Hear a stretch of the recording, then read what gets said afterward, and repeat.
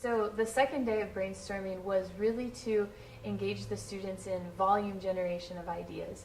So the first activity we did was 635, in which you individually take a look at a problem and you generate a list of ideas. And then you take your list and you pass it to the next person and you pass it to the next person, and after 5 minutes you have something like 108 ideas.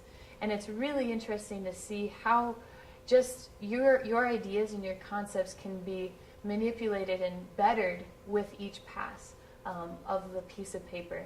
So that was the 635 activity that we did with the students. The post-it generation was the last activity, last brainstorming method that we introduced to the students.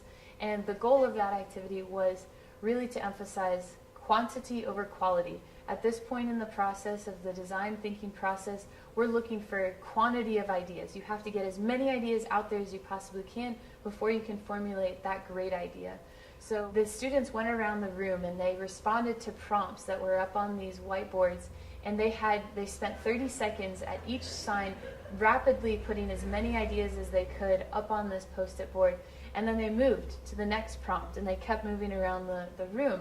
And by the end, we had hundreds of ideas around the room that people had never really thought about before until that class.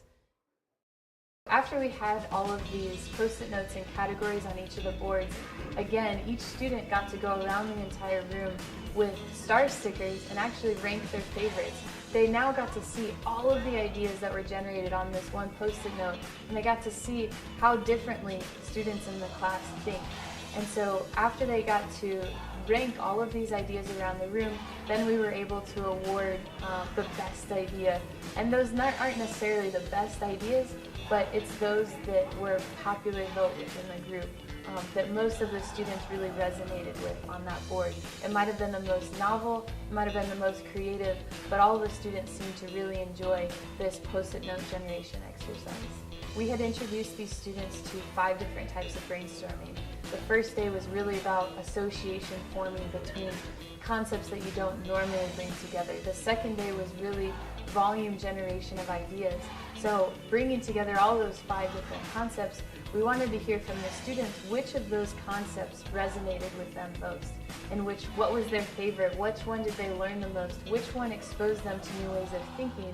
And that was really powerful to be able to see, especially looking forward into their own brainstorming with their clinical problems.